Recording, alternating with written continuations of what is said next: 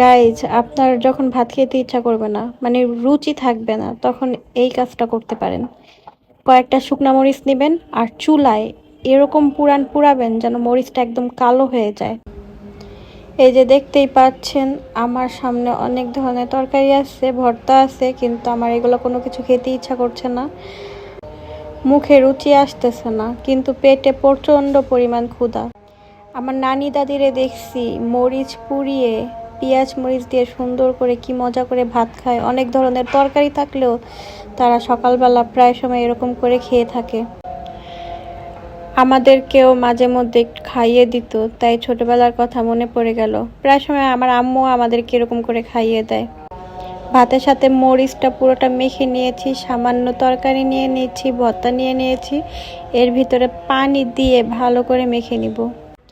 এখানে পানির পরিমাণটা কম হয়ে গিয়েছে, আমি আর একটু পানি নিয়ে নিব।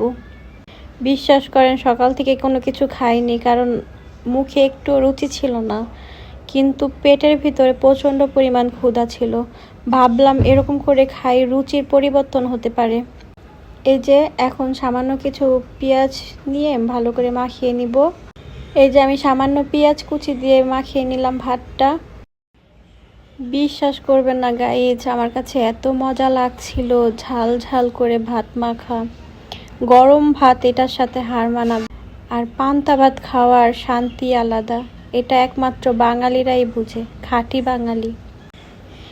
এটা খেয়ে মুখে রুচি তো ছিলই না, মনে হচ্ছে রুচিটা একটু ফিরে এসেছে, আর এত ভালো লাগতেছিল আমার।